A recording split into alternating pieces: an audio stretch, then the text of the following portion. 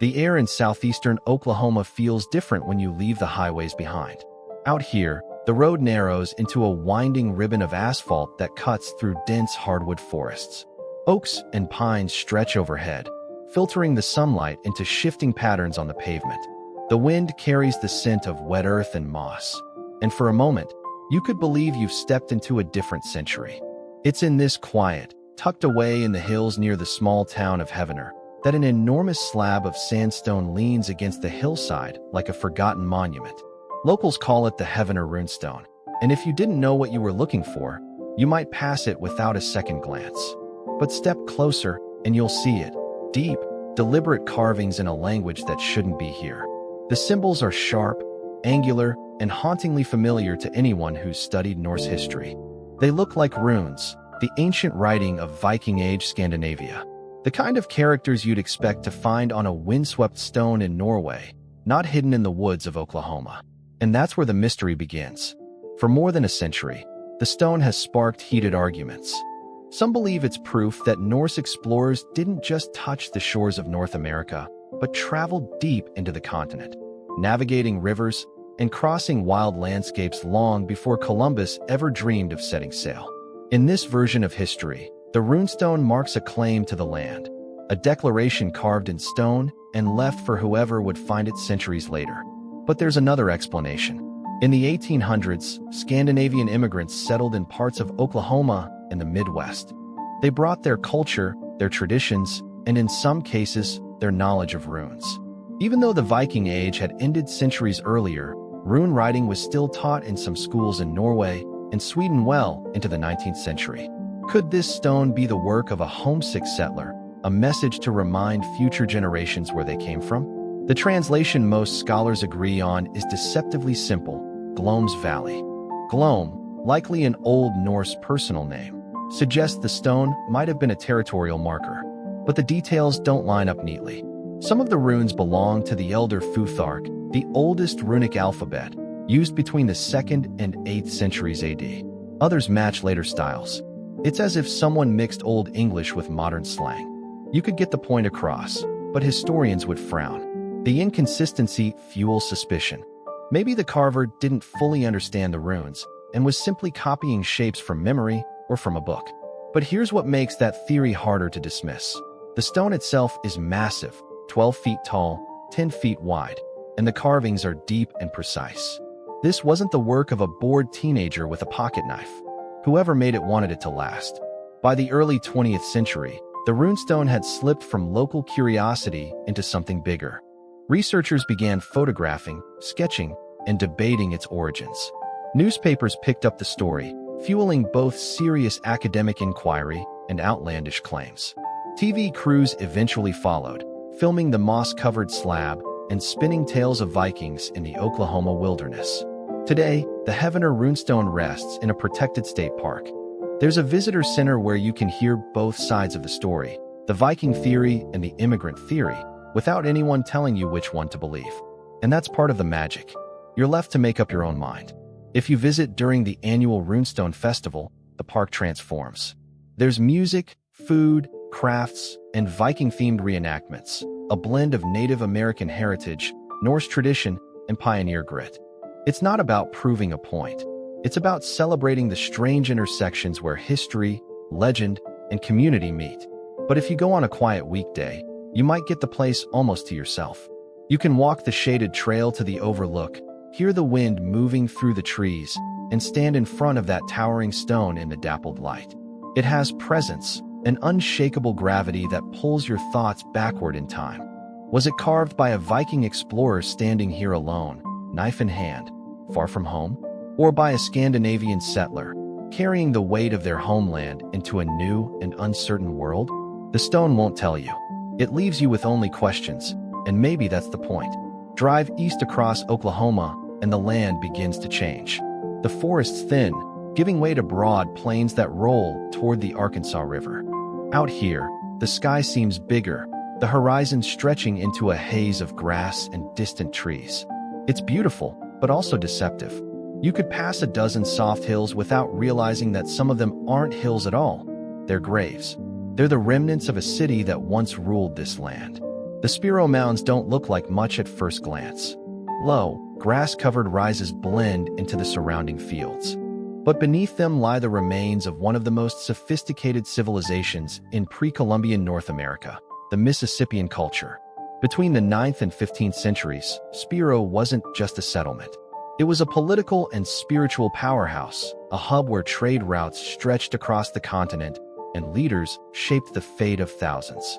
Archaeologists believe the city was built around a central plaza with temples, council houses, and residential areas arranged in a careful, deliberate plan. The mounds themselves served multiple purposes. Some were platforms for important buildings, others burial sites for the elite. From here, influence radiated outward, carried by traders, emissaries, and spiritual leaders. But Spiro's story is as much about what was lost as what was built.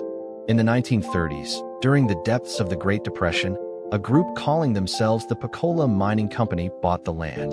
They weren't archaeologists. They were treasure hunters. Armed with dynamite and shovels, they tore into the largest mound, known today as Craig Mound, and uncovered a sealed burial chamber that had lain undisturbed for centuries. What they found was beyond anything they imagined. Delicate copper plates shaped into human faces, ceremonial masks, intricate shell carvings, thousands of freshwater pearls, textiles woven with impossible precision, obsidian from the Rockies, and mica sheets from the Appalachians. These weren't random artifacts. They were symbols of power, wealth, and belief, brought here through vast trade networks. And then they were gone. Sold to private collectors, scattered to museums, or lost entirely. By the time professional archaeologists gained access, the damage was irreversible. The tomb, a priceless time capsule, had been destroyed. Still, even in fragments, Spiro's legacy is extraordinary. The artistry of the objects reveals a culture with a complex spiritual system shared across much of the ancient Southeast. Winged beings, animal spirits, and abstract symbols appear again and again, not as decoration, but as part of a language that tied the living to the cosmos. Some mounds may even have been aligned to track solar and lunar cycles, suggesting a deep understanding of astronomy. And then, sometime in the 1400s, it ended. The people of Spiro abandoned their city. No one knows why. Maybe climate change brought drought. Maybe political factions tore the leadership apart. Maybe the spiritual order itself shifted, and the mounds were sealed as part of a final ritual. Whatever happened, the city fell silent, and the earth slowly took it back. Today, the site is preserved by the Oklahoma Historical Society. You can walk the trails, see the mounds rising gently from the prairie, and visit the small museum that tells the story. But if you come when the wind is still and the grass moves in slow waves, you might feel it, that quiet weight in the air. It's not oppressive. It's present. The descendants of Spiro, the Caddo, the Osage, and other tribes, are reclaiming the narrative, sharing their history in their own voices. They remind visitors that this place is not just an archaeological site. It's a sacred space, still alive in memory and meaning. And when you stand beside Craig Mound, looking out over the open land, it's hard not to imagine the city that was once here. The smoke rising from council fires, the sound of drums and voices in the night, the flicker of torchlight on temple walls. You won't see it now, but if you let yourself listen, you might hear its heartbeat. Northwest Oklahoma feels like a land built from wind and silence. The prairies here stretch out in every direction, broken only by the occasional rise of sandstone bluffs. On a clear day, you can see for miles, a horizon painted in shades of gold and dusty blue. It's a place where the past doesn't just hide, it waits. Just outside the small town of Freedom, there's a sandstone hillside that from a distance looks like dozens of others across the plains. But tucked into its face are 6 shallow rock shelters, barely deep enough to stand inside, known as the Anubis Caves. Step closer, and the surface of the rock begins to change. The wind-shaped walls give way to something human. Carvings, symbols, figures that seem to belong to another world entirely. Some are simple, spirals, suns, arcs. But others are stranger. One in particular has fueled decades of debate. The profile of a tall, upright figure with pointed ears and a long, narrow muzzle. To some, it looks exactly like Anubis, the jackal-headed god of the Egyptian afterlife. The first time you see it, it stops you cold. Anubis, here, in the American Midwest? That's the mystery. Local ranchers and explorers knew about the carvings for generations, but it wasn't until the late 20th century that researchers began to study them in detail. One of the most persistent voices was an independent investigator named Bill McGlone. He believed the caves weren't the work of local Native American traditions, but rather evidence of ancient seafarers, possibly from the Mediterranean, who reached the heart of North America centuries before Columbus. McGlone's team documented something even stranger. On key dates, like the spring equinox and summer solstice, sunlight filters into the caves at precise angles, striking certain carvings and casting shadows that transform the images. It's as if the caves were designed to work with the sky, part calendar, part ritual space. Skeptics, of course, have their own explanations. Mainstream archaeologists point out that the Anubis figure could be nothing more than an abstract animal spirit, common in Plains rock art. The solar alignments? Possibly coincidence. And without artifacts, no tools, pottery, or bones, it's impossible to date the carvings with certainty. The soft sandstone makes traditional dating methods useless. Still, even the skeptics admit the carvings feel deliberate. They are deep, precise, and weathered in a way that suggests they've been here far longer than anyone alive can remember. Standing inside one of these caves on a warm afternoon, you notice the way the wind moves through the grass outside. The rustle is constant, but inside the cave, it's quiet. So quiet you can hear your own breath. The carvings emerge slowly as your eyes adjust to the shade. Your fingers trace the grooves, feeling where the chisel, or perhaps a stone tool, once bit into the rock. And then there's the light.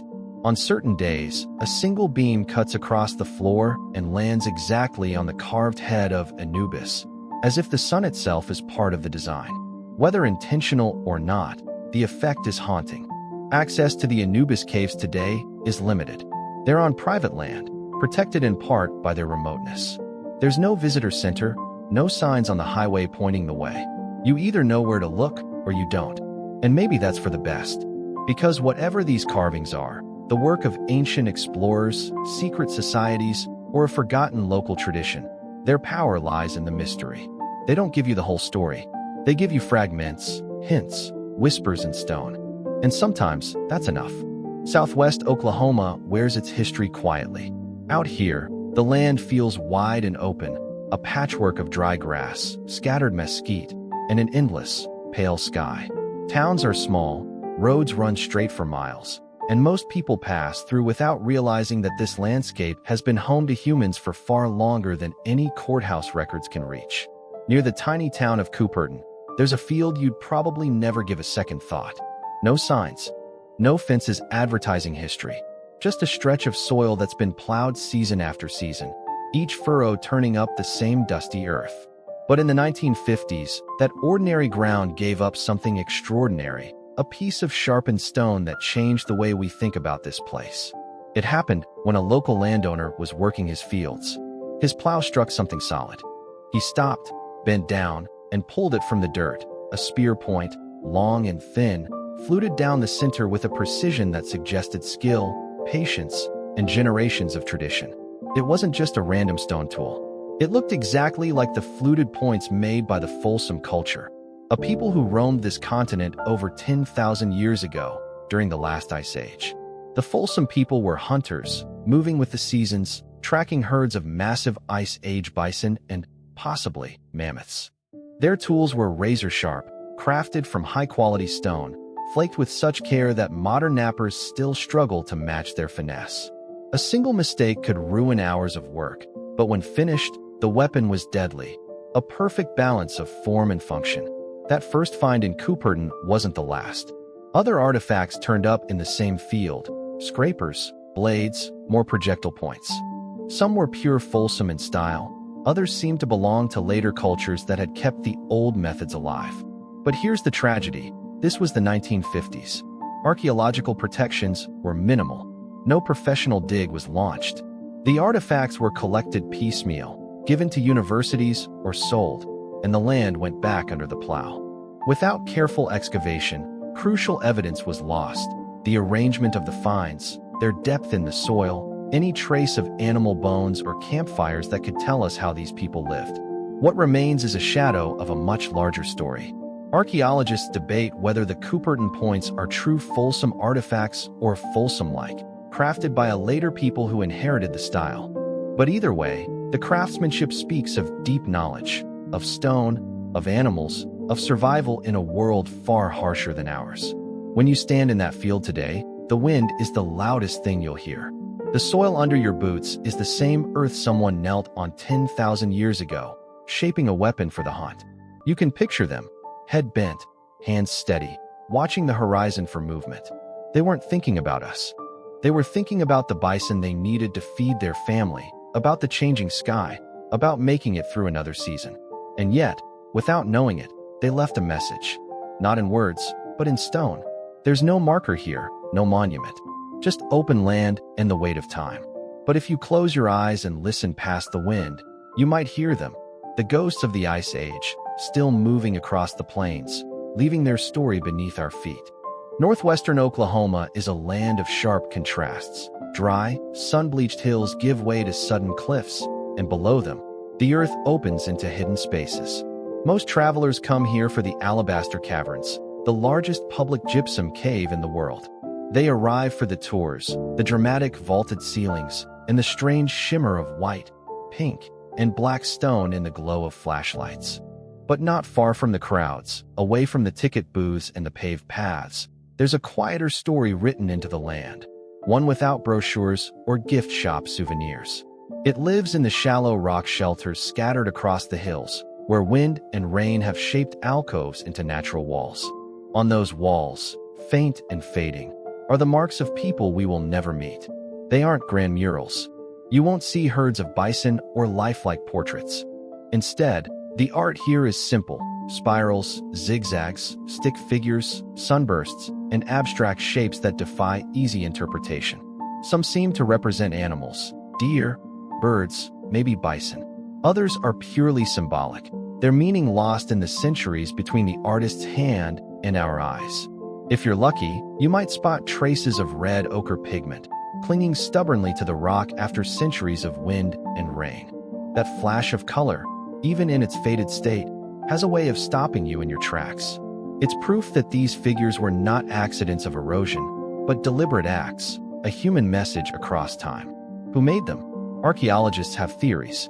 Some believe these markings were left by ancestors of the Plains tribes thousands of years ago, perhaps during the Archaic period. Others think they could be even older, the work of Paleo-Indian hunters who sheltered here seasonally. The purposes, too, are guessed at but never confirmed. Maybe these were part of hunting rituals, images to call the animals or thank them after a successful hunt. Maybe they marked seasonal events, like the solstice, when the sun's angle aligned with a certain figure. Or perhaps they were visions, dreamlike images painted after a spiritual journey or trance.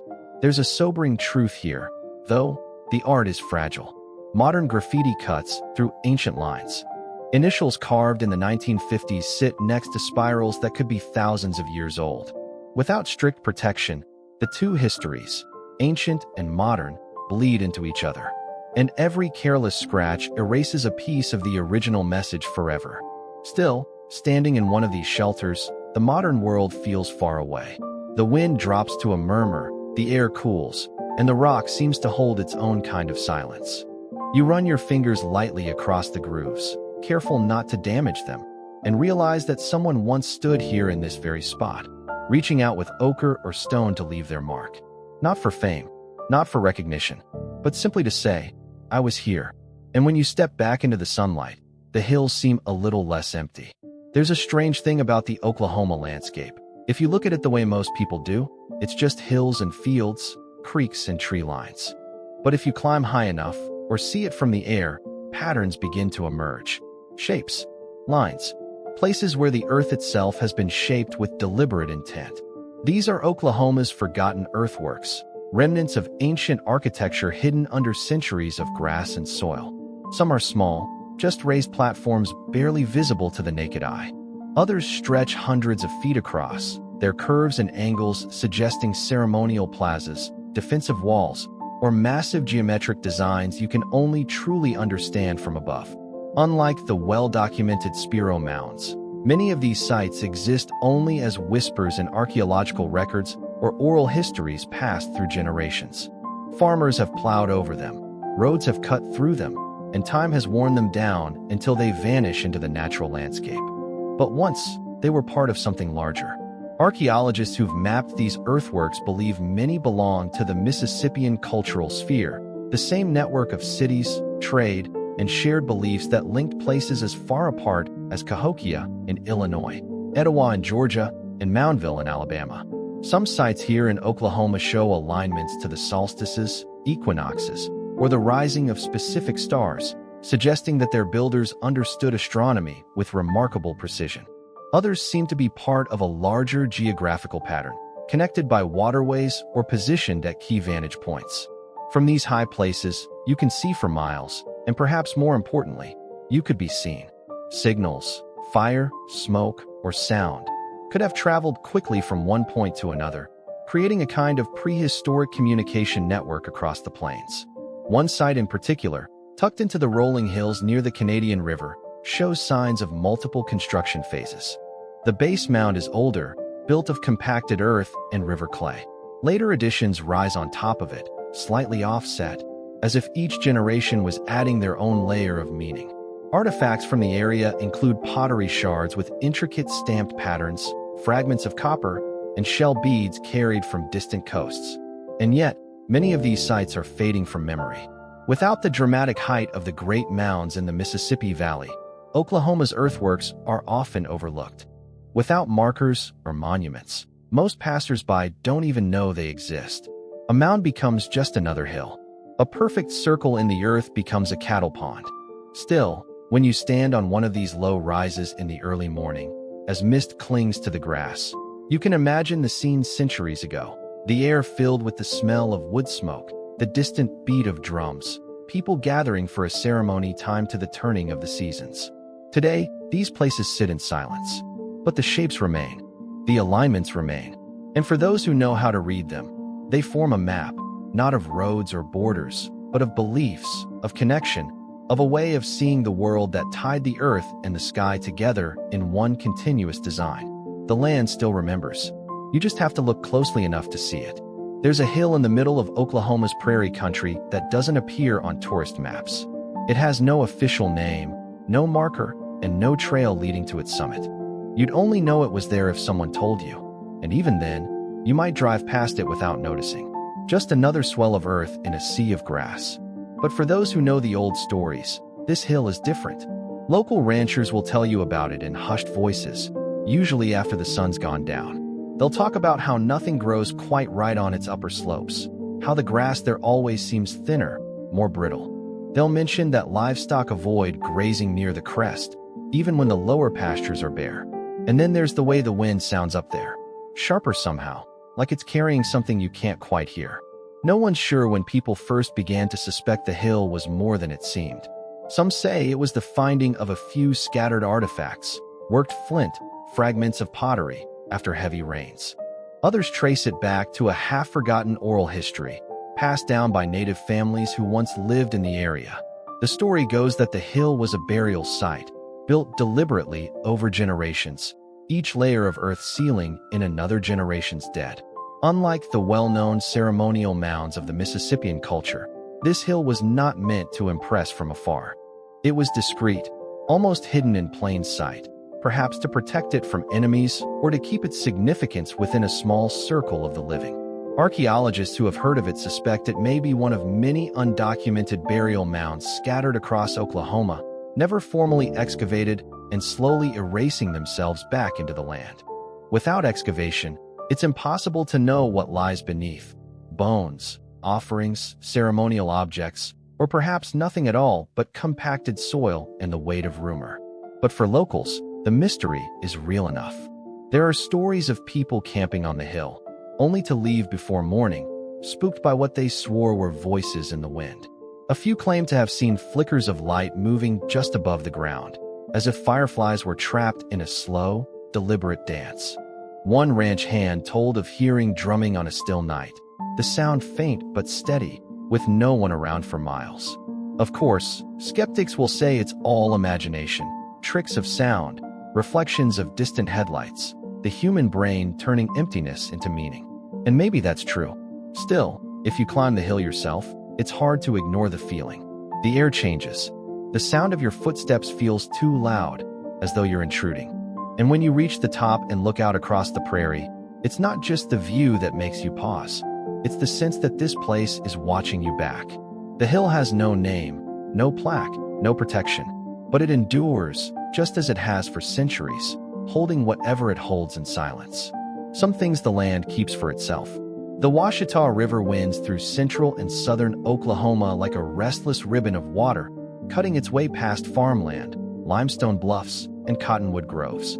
For most of the year, its surface hides the secrets of its bed, but in late summer, when the rains hold off and the water runs low, the river reveals something strange. Scattered along a shallow stretch near a remote bend are flat slabs of rock etched with markings no one can quite explain. Some are simple grooves, weathered but deliberate. Others form patterns, intersecting lines, shapes resembling suns, and symbols that seem to repeat, as if they were part of a larger language now forgotten. You can't see them from the bank. You have to wade out into the warm, slow-moving water, your feet sinking into the silt until the current thins to just a trickle over the stone. That's when they appear, dark lines beneath the glassy surface, catching the sunlight in a way that makes them seem to glow. Local anglers have known about these river stones for decades, passing the knowledge quietly among themselves. Some say the markings were made by the ancestors of local native tribes as part of a navigation system, a way to mark safe crossings or significant gathering spots along the Ouachita. Others think they might be astronomical, aligning with the rising or setting of certain stars when viewed from the bank during specific times of year. But there's another theory, one whispered more than spoken. A few believe the carvings are much older even than the earliest known peoples of the region, remnants of a culture whose traces exist only in isolated, unconnected fragments. These believers point to similarities between the Ouachita symbols and petroglyphs found far away, in places with no direct historical link to Oklahoma. Coincidence, perhaps, or a sign that human stories once traveled farther than we think. Of course, skeptics have their explanations. Some say these symbols are nothing more than the result of centuries of water erosion, the river carving its own accidental patterns. Others suggest they were made by settlers in the 1800s, carving initials, brands, or simple shapes into the rock during moments of boredom. The problem is, the Ouachita does not keep these stones visible for long. A single heavy rain can swell the river and bury the markings under murky, rushing water. And when the silt settles again, it can take months before they emerge once more, changed ever so slightly by the river's hand. Standing there in the heat of a late summer afternoon, you feel the pull of time in both directions, the cool touch of the current on your ankles, the sun pressing down from above, and beneath you, the stone itself, old beyond comprehension. Whether the lines were carved by hand or chiseled by nature, they still have the power to make you stop, bend down, and trace them with your fingers. The Ouachita flows on, carrying its secrets. The stones wait for the next dry season, for the next pair of eyes curious enough to notice. And when that time comes, they will whisper their questions again, with no promise of answers. The Wichita Mountains rise abruptly from the flat plains of southwestern Oklahoma, a cluster of ancient granite peaks weathered by 500 million years of wind and rain. From a distance, they look like a ragged spine cutting through the prairie, a place where the land itself feels older, harder, and somehow apart from the world around it. Tucked into one of the lesser-known slopes is a small cave locals simply call the Breathing Cave. It's not large, more like a jagged wound in the rock than a grand cavern. But anyone who stood at its mouth will tell you, it's alive. On some days, the cave exhales. A steady current of cool air pours out, carrying with it the faint scent of damp stone and something older, an earthy, metallic tang that clings to your skin. On other days, the air flows inward, drawing leaves and dust toward the darkness like a giant, invisible lung inhaling. Geologists have their explanation. Changes in atmospheric pressure cause air to move in and out of the cave's network of underground passages. In other words, it breathes. because the earth around it is adjusting to the weather above. But locals aren't convinced it's that simple. Old Comanche and Kiowa stories speak of places in the mountains that connect to the underworld, passages where spirits move between realms. In those stories, a breathing cave isn't just a curiosity. It's a doorway. Some hikers have reported strange sounds from within, not just the rush of wind, but something rhythmic, like distant footsteps or the slow beating of a drum. Others claim the air changes as you approach, going from cool to suddenly warm, as though something deep inside has shifted. There's one story that gets told more often than the rest. Decades ago, a group of college students decided to explore the cave beyond its narrow entrance. They took ropes, lights, and packs, promising to be back by nightfall. By morning, only 2 of them had returned, pale and silent, refusing to speak about what had happened. The others, they said, had turned back deeper inside, but when rescuers searched, no trace of them was ever found. Whether that's just a campfire legend or something more, the breathing cave keeps its secrets. The passages inside are unstable, twisting, and uncharted. No official map exists, and most who've tried to go far have been turned back by tight squeezes, sudden drops, and the oppressive sense that the rock itself is closing in. If you stand at the cave's mouth on a still summer evening, you can feel the air moving against your face, a slow, steady rhythm like something asleep deep within the mountain. You might tell yourself it's only pressure changes, nothing more. But part of you will wonder if the mountain is watching, waiting, and deciding whether to let you in. Red Rock Canyon cuts a deep, rust-colored scar into the rolling plains of western Oklahoma. Its sandstone walls rise sharply from the floor, glowing warm orange in the late afternoon sun. From above, it looks like a sudden wound in the earth, hidden until you're right on top of it. The canyon has long been a shelter for native hunters, for settlers on the California road, and, if the stories are true, for forces that don't always show themselves.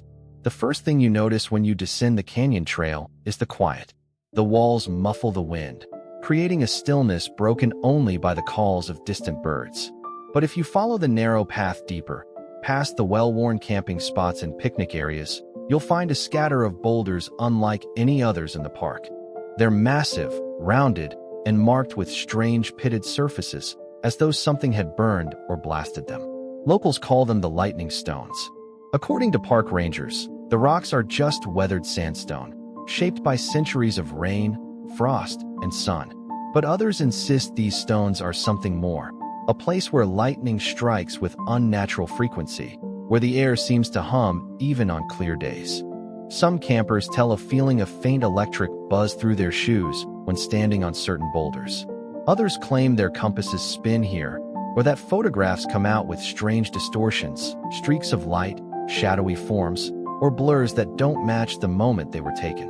One story says that in the summer of 1978, a lightning storm rolled through the canyon without warning. Witnesses claim a single bolt struck one of the largest stones, splitting it with a deafening crack. But when they returned the next day, the stone was whole again.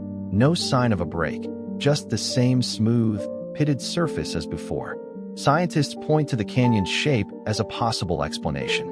The high walls may funnel wind and create microclimates that make lightning more likely to strike certain spots.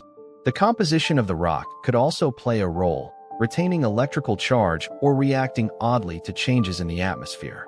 But there are other theories, older ones. Some Cheyenne and Arapaho elders speak of places in the land that serve as meeting grounds for sky and earth, where storms are drawn down to touch the ground and renew the balance between them. In those traditions, such places are powerful and should be approached with respect. If you visit the lightning stones at dusk, when the canyon walls glow deep red and shadows pool along the trail, you might feel it yourself. The faint pressure in the air, the low hum just at the edge of hearing. And if a storm begins to build on the horizon, you'll understand why some people turn back long before the first flash. In the extreme northwest corner of Oklahoma, where the state's panhandle brushes against Colorado and New Mexico, the land rises into a dark, flat-topped formation known as Black Mesa. It's the highest point in Oklahoma, but it doesn't stand like a sharp peak. It stretches across the horizon like the edge of a colossal table, its basalt crown a remnant of ancient volcanic flows. The mesa is remote, windswept, and quiet. The nearest towns are hours away, and the nights here are darker than almost anywhere else in the state. It's a place where you can feel just how big the sky really is. But it's also home to one of the strangest natural mysteries in Oklahoma: springs that appear and vanish without warning.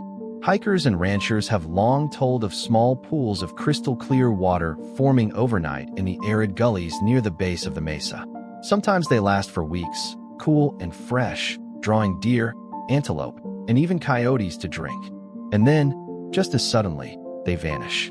The ground where they stood is left dry, cracked, and dusty, with no sign that water had ever been there. Local geologists say intermittent springs are nothing unusual in dry country. Seasonal rains can recharge underground channels, causing them to flow briefly before disappearing again. The basalt layers of the mesa can act like a natural dam, trapping water and releasing it unpredictably. But there are details that don't fit so neatly. Some of the springs reportedly form even in the absence of recent rain, during stretches of drought when the ground is baked and the sky cloudless for weeks. And there's the matter of the taste. Those who've drunk from the springs describe the water as unusually sweet, almost mineral-rich, unlike any well or stream nearby. Old Comanche and Kiowa traditions speak of gift water, sacred pools that appear when the land itself chooses to offer them, often during times of need. According to these stories, the springs are not just water sources, but signs, messages from the earth that balance is being restored, or that change is coming. One rancher in the 1940s swore that a spring near his property filled in the middle of the night during a moonless evening, and that when he returned the next day, a set of hoof prints surrounded it, not from cattle, but from an animal he couldn't identify. He kept that story mostly to himself, telling it only to his grandchildren decades later. Hiking the mesa today, you might find nothing but dry washes and scattered juniper. Or you might stumble on one of these rare pools, rippling gently in the breeze, reflecting the stark cliffs above. You'll be tempted to drink. And if you do, you may find yourself wondering whether it's just water you're taking in, or something older, something the mesa decided to share for reasons you'll never fully understand.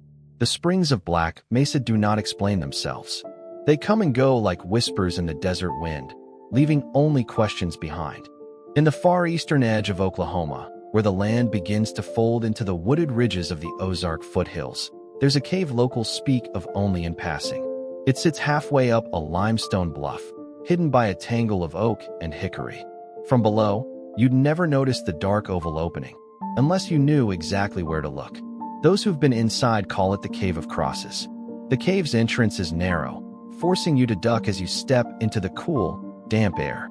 Your eyes adjust slowly, picking out the glimmer of mineral veins in the walls. The sound of the outside world, birdsong, wind in the leaves, fades into silence. And then you see them, crosses, dozens of them, etched into the stone. They vary in size and style. Some are small, barely the width of a finger, carved shallowly into the limestone. Others are large, bold, their lines deep enough to catch the beam of a flashlight from across the chamber. Some are simple, two intersecting lines. Others are ornate, with flared ends or extra notches, hinting at symbolic meaning. The mystery is not that the crosses exist. After all, crosses are a common symbol, and European settlers often left them as signs of faith. The mystery is how old they are and who exactly carved them. A few of the markings appear fresh, their edges sharp and unweathered, likely made in the last century. But others are so worn and smoothed by time that they seem to have been here far longer, centuries, perhaps. And that's where the theories begin. Some local historians believe the oldest crosses could have been carved by early French explorers or missionaries traveling through the region in the 1600s and 1700s. Others think they might date to the Spanish expeditions of the 1500s, when small parties pushed north in search of riches and routes. Still others point to an even more speculative idea, that the symbols predate European arrival entirely, perhaps created by indigenous peoples who adapted the cross shape from astronomical or ceremonial imagery. There's no definitive proof for any of these claims. The cave has never been excavated in a formal archaeological study. Without artifacts or datable organic material in the carvings, their origins remain locked away in the stone. But stories still circulate. One tells of a prospector in the early 1900s who followed a rumor about hidden Spanish gold into the cave, convinced the crosses marked the way to a buried cache. He left after 2 days, empty-handed and badly shaken. When asked what he'd seen, he refused to say, claiming only that the crosses weren't meant for him. The Cave of Crosses is difficult to find, and that may be for the best. Time, vandals, and careless curiosity have already damaged some of the markings. Those who do make the climb and step inside describe a feeling that's hard to put into words. Not fear exactly, but the weight of something unspoken. The air is still. The walls seem to press in just slightly, and the crosses, catching the beam of your light, seem less like carvings and more like witnesses. Whether they were made by explorers, missionaries, soldiers, or someone we've yet to imagine, the Cave of Crosses keeps its silence. The stone remembers, but it will not explain. In the northwestern panhandle of Oklahoma, far from the green hills and river valleys, lies a patch of land that looks like it belongs to another world entirely. The Beaver Dunes stretch across miles of rolling, golden sand, a desert dropped into the middle of the plains. It's beautiful, but it's also earned a reputation that locals speak about carefully. They call it Oklahoma's Bermuda Triangle. The heart of the legend is something known as the Silent Circle, a patch of sand where compasses spin, radios hiss with static, and, according to some, people vanish without a trace. The first recorded disappearances date back to the late 1800s, when settlers moving through the area on the Santa Fe Trail reported travelers who simply never arrived at their next stop. Horses and wagons were found abandoned at the edge of the dunes, supplies still packed neatly. No tracks led away, not toward the horizon, not back the way they came. Just gone. The stories didn't stop there. In the 20th century, campers told of strange lights floating above the dunes at night, bluish orbs that drifted silently, sometimes disappearing into the sand itself. Others claimed to see figures walking along the ridges, only to dissolve into heat shimmer as they approached. One of the most persistent tales involves a group of soldiers stationed nearby during World War II. During a training exercise, they crossed into the dunes and reported seeing what they thought was a downed aircraft in the distance. When they approached, the object vanished. The men later described feeling an intense static in the air, the kind that makes your hair stand on end, before blacking out for several minutes. Geologists explain that the dunes are a natural formation, remnants of an ancient sea bed. They're fine, pale sand shaped by relentless prairie winds. The shifting surface erases tracks quickly, which could explain why missing persons leave no trace. The odd compass readings? Possibly due to mineral concentrations in the sand or buried debris from old homesteads. But those who've spent time here will tell you the explanations don't quite cover it. Some native traditions speak of the dunes as a place where the earth is thin, a crossing point between the physical and spiritual worlds. Others suggest they are the resting place of something older, a site where events from the past replay themselves like echoes caught in the shifting grains. If you stand in the dunes on a still evening, with the sun dropping low and the air cooling fast, you can understand why the stories endure. The silence is total, the kind that presses against your eardrums. The sand stretches away in smooth, rolling waves, hiding whatever it chooses. And if you walk into the silent circle itself, if you can even find it, you may notice the hair on your arms rise, the faint metallic taste in your mouth, and the sense that you are not alone. Most people leave before nightfall. Deep in the wooded valleys of northeastern Oklahoma, there's a stream called Standing Bear Creek. Today, it winds quietly through groves of sycamore and cottonwood, its banks lined with wildflowers in summer and frosted grass in winter. There's no sign now of what was here a century and a half ago, a thriving settlement that, according to the old stories, disappeared in a single night. The earliest accounts come from traders who traveled the rough trails between Fort Gibson and the Arkansas border in the mid-1800s. Standing Bear Creek was a stop along the way, a cluster of log homes, a blacksmith shed, a small trading post, and a handful of fields worked by settlers and their native neighbors. By all accounts, it was peaceful. Families grew corn and squash in the bottomlands. Hunters brought in deer and turkey from the hills. The creek, steady and clear, provided fresh water even in dry months. There was nothing to suggest that the place wouldn't last. But one winter, after a week of cold rain, A passing trader arrived to find the village empty. Fires still smoldered in the hearths. A pot of stew hung over one, still warm. Tools lay where they had been dropped, an axe stuck in a stump, a saddle halfway buckled onto a horse that stood untied nearby. There were no footprints leading away, no sign of struggle, no bodies. The trader left to fetch help from the nearest fort. When a search party returned days later, they found the same. An abandoned village, food rotting on tables, livestock wandering free. The people of Standing Bear Creek were gone. Speculation began immediately. Some believed the settlers had been attacked and taken, though there were no signs of violence. Others thought they'd fled in panic, perhaps from rumors of an approaching war party or outbreak of disease. But again, there were no trails, no wagons, no belongings taken with them. Then there's the strangest detail. One of the searchers claimed that as the party approached the village, they saw faint shapes moving among the trees near the creek, tall, pale forms that vanished when approached. Another said they heard voices, speaking in a language none of them recognized, carried on the wind from upstream. Officially, no one knows what happened. The records in Fort Gibson list it simply as abandoned. Over the decades, the forest reclaimed the site. The creek changed course slightly, washing away the old wagon ruts. Only scattered stone foundations remain, hidden under leaves and moss. Local Cherokee elders still tell a quieter version of the story, that the people of Standing Bear Creek saw something in the water that night, something that called to them, and that they followed it. Whether that's legend or truth, the land here holds an odd stillness. If you walk the banks alone, you may notice how the sounds of the forest fade near the old site. The water moves, but the air feels paused. And sometimes, in the corner of your eye, you might think you see a figure stepping between the trees, gone before you can turn your head. The village is gone. But maybe its people never truly left. South of the Canadian River, in a quiet stretch of Oklahoma farmland, there's a low rise that the locals still call Council Hill. To most, it's just another hilltop, crowned with a ring of blackjack oaks. But to the people who know its history, this was once the heart of decisions that shaped nations. Long before statehood, long before railroads cut their way across the plains, this hill served as a meeting ground. Tribal councils were held here under the open sky, the fire in the center burning as leaders from different bands and clans gathered to settle disputes, forge alliances, and decide the future. The wind carried their words across the grass, and the light from the fire could be seen for miles in the dark prairie night.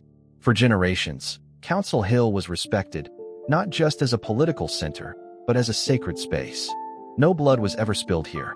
No one came armed. Stories say that even during times of conflict, enemies could meet at Council Hill in peace, knowing the fire's light kept them safe. But that changed one autumn night in the late 1800s. Accounts differ, but all agree that the meeting that evening was tense. The air smelled of rain, and clouds pressed low over the prairie. Disputes over land, hunting rights, and new settlers moving into the territory had boiled for months.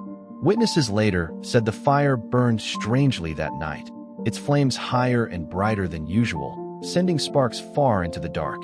Then, without warning, a wind rose from the east, fierce and sudden. The fire leapt, catching the surrounding dry grass. In moments, the hilltop was engulfed. The council scattered, some running for the slopes, others trying to smother the flames with blankets and coats. But the fire moved too fast. When the rain finally came hours later, the hill was blackened, the council's lodge poles reduced to ash. The sacred fire, which some say had burned continuously for decades, was gone. In the days that followed, the council never reconvened. Meetings moved to other places, but the unity that had held through so many seasons began to fracture. The hill, once alive with voices and ceremony, fell silent. No one ever proved how the fire started. Some believe it was a natural accident, a stray ember caught by the wind. Others insist it was deliberate, set by someone who wanted to end the gatherings once and for all. And then there are the elders who quietly say the fire was taken, not extinguished, called back by the spirits when its purpose had been fulfilled. Today, Council Hill is open pasture. Cattle graze where the great meetings once took place. But if you climb to the top at dusk, when the wind dies down and the sun drops low, you might catch the faint scent of smoke on the air. Some visitors say they've heard voices there, low, rhythmic, like people speaking around a campfire just out of sight. Perhaps the council still meets, not in the world we can see, but in the one that watches from the edges. And perhaps, in that unseen place, the fire still burns.